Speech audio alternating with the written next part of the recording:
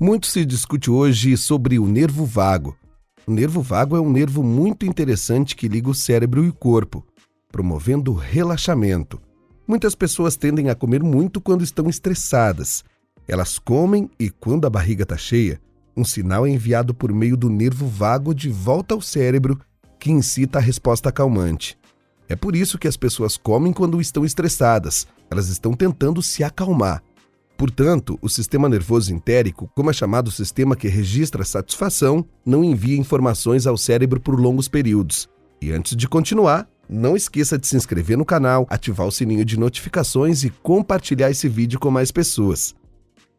O nervo frênico, por outro lado, é a comunicação em tempo real do seu corpo sobre o estado dele. Pense nisso. Seu cérebro evoluiu para estar em um nível de alerta e estresse, ou até excitação e calma, dependendo da mobilidade do seu corpo. Então, como todos os membros não podem enviar informações para o cérebro ao mesmo tempo e ter resposta rapidamente, o cérebro criou uma conexão chamada de nervo frênico, que vai do cérebro ao diafragma. O diafragma é o que controla o movimento dos pulmões. Animais como humanos têm diafragma porque têm cérebros grandes. Já os répteis não têm isso. Eles movem seus pulmões movendo suas costelas. Por que estou falando sobre o diafragma? Bem, a conexão do nervo frênico com o diafragma é usada sempre que você respira involuntariamente ao longo do dia, mas você pode assumir o controle consciente disso. Assim como posso andar e não pensar nisso, ou posso andar e controlar meus passos, ou tentar pensar em como estou andando. Você pode assumir o controle conscientemente. Portanto, o diafragma é poderoso por vários motivos. Em primeiro lugar, ele envia conexões de volta ao cérebro e diz: "Estou me movendo devagar, acalme-se", ou "estou me movendo rapidamente, fique mais alerta". Seu cérebro e corpo estão nesse diálogo o tempo todo. O diafragma é o único músculo que é um órgão interno. Você não pode controlar os movimentos do seu coração, do seu baço, do seu timo, do seu fígado. Você faz isso indiretamente por meio de comportamentos. Mas o diafragma está sob controle consciente. Você pode decidir inspirar, segurar, expirar, segurar. Você pode fazer todas essas coisas. A Mãe Natureza fez este órgão chamado diafragma, que é um membro tão importante quanto qualquer outro membro do nosso corpo, exceto por estar dentro do nosso corpo. Ele foi projetado para controlar nosso sistema respiratório, para informar ao cérebro como estamos ativos. Sem falar, obviamente, que é responsável em mover o ar para dentro e para fora dos pulmões em uma taxa que nós decidimos. Portanto, não pense em respiração como apenas fisiologia. Você pode controlá-la conscientemente. Não consigo controlar minha fisiologia cardíaca diretamente, mas posso comer os alimentos certos. Posso correr, posso tomar estatinas ou o que eu quiser, mas isso é tudo indireto. A respiração define o estado do seu cérebro e você pode controlar sua respiração. Você tem um circuito neural envolvendo esse nervo frênico até o diafragma e de volta para o tronco cerebral, que controla todo esse processo. Então, quando digo para inspirar profundamente, você consegue. É isso que a natureza criou para nos acalmar. Então, essa ferramenta você pode usar. O sistema de dopamina não está diretamente relacionado a isso em tempo real. Esse processo é mais sobre trazer oxigênio e eliminar CO2.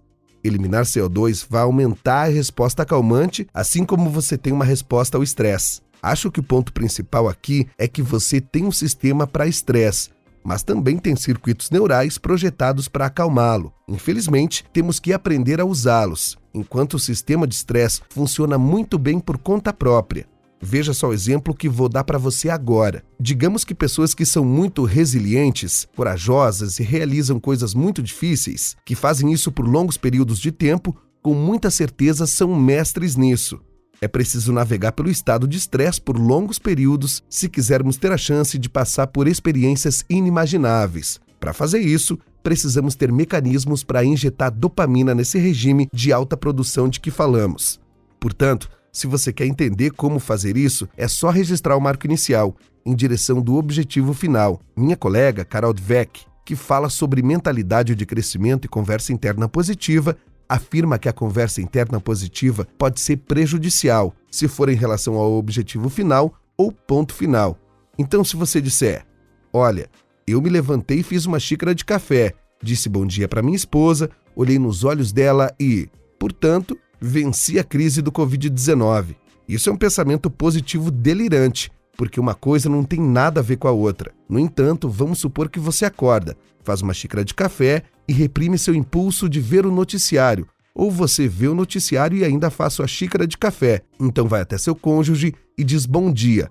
Olha nos olhos deles e pensa consigo mesmo. Ok, quer saber? Tô passando por esse dia da maneira mais construtiva possível, apesar do grande número de coisas que estão me afetando agora. O que está tentando fazer é treinar a plasticidade desses circuitos que são subjetivos, que são projetados para controlar a liberação de dopamina. Esse é um processo de cima para baixo. O cérebro tem processamento de baixo para cima, que são os reflexos, e existem circuitos para isso. Se você cheirar algo podre, franze o rosto. Se cheirar algo delicioso, inala. Existem circuitos naturais para isso.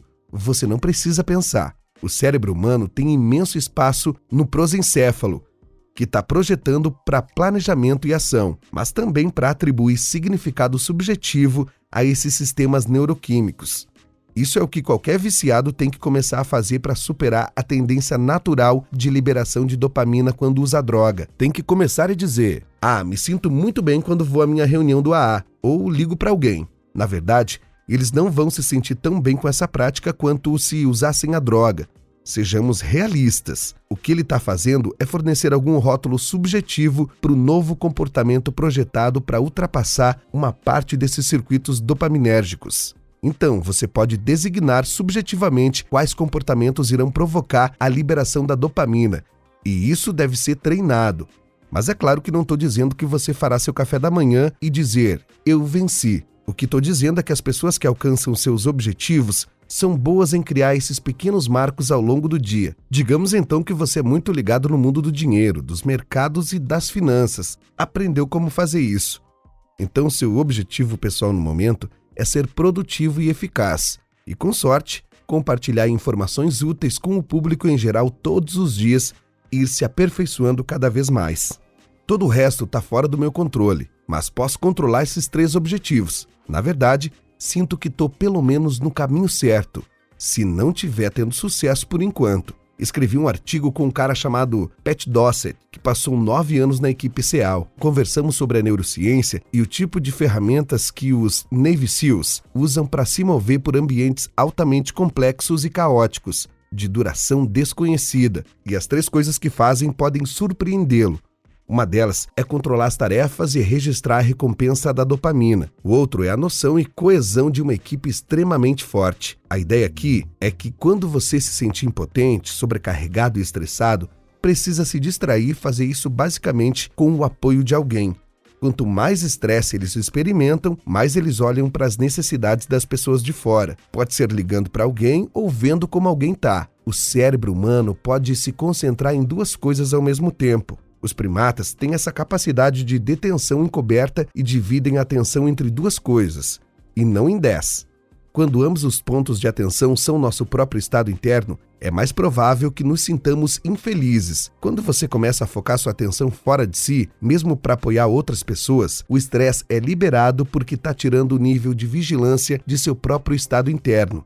As equipes SEAL fazem isso. As forças especiais canadenses fazem isso e pessoas que realmente entendem equipes de alto desempenho, que trabalham em regime de alto estresse de duração desconhecida, também fazem isso. Eles se concentram no que precisam e ficam calmos, interrompendo o excesso de energia e agitação. Como mencionei antes, estresse é agitação, é o impulso de se mover. Eles colocam isso em algo eficaz que é apoiar alguém de fora. Quando você apoia outra pessoa ou sente conexão com ela, ocorre a secreção dessa famosa molécula, a ocitocina, que está envolvida na união de pares e todo tipo de coisas. A ocitocina promove a sensação de bem-estar e a união de pessoas. Contudo, há uma assinatura neuroquímica mais importante para ajudar outras pessoas, que é a supressão de um peptídeo, chamado taquicinina. Deixa eu te mostrar como a taquicinina é uma molécula incrível. Quando você se envolve em um comportamento pró-social, suprime a liberação de taquicinina, e quando você se isola, promove a sua liberação. O que a taquicinina faz? A taquicinina causa estresse e percepção aumentada do medo. Ela promove agressão de baixo nível e inibe o sistema imunológico. Então pense nisso. A natureza tem uma recompensa, a ocitocina e a serotonina, que nos fazem sentir bem quando nos envolvemos em comportamentos de união de pares. Isso é crucial para a evolução humana por razões óbvias. E a natureza tem um castigo quando você passa muito tempo sozinho. Apesar de gostar de ficar sozinho, sou um pouco introvertido. Se você passa muito tempo sozinho e não interage com outra pessoa, ou com um animal de estimação de qualquer tipo, seu corpo começa a secretar taquicinina. Isso promove ansiedade, níveis elevados de medo, baixo nível de agressão e suprime o sistema imunológico. A taquicinina é o castigo da natureza por estar isolado. Para tudo que você faz, há uma recompensa ou uma punição. Sua capacidade, até mesmo de perceber o sabor doce, depende da inibição dos circuitos que detectam o gosto amargo na língua e no cérebro. Sua capacidade de detectar objetos escuros depende da supressão de neurônios próximos a eles que detectam objetos brilhantes, dor, estresse e relaxamento. Ocitocina e taquicinina, dopamina e noripinefrina, esses neuroquímicos, novamente são o puxa e empurra do nosso sistema nervoso. Eles são projetados para nos mover em direção a certas coisas e nos afastar de outras. O objetivo do meu laboratório é tentar descrever os mecanismos neurais, as ferramentas que podem ser adotadas, ou mesmo dar uma base para as ferramentas que as pessoas já usam. A parte subjetiva é importante. O que as pessoas acreditam é muito importante. A revista Science publicou um artigo sobre isso. Eles identificaram uma pequena área do cérebro realmente bizarra, que, sob condições de estresse, promove febre. Assim, o estresse promove aumentos de 2 a 3 graus na temperatura corporal. Então, você deve se lembrar que seu cérebro está ligado ao seu corpo, que está ligado ao seu cérebro. É um grande laço e essas relações não são coincidência. É absolutamente crucial que as pessoas entendam que o próprio estresse promove a febre. Mas por quê?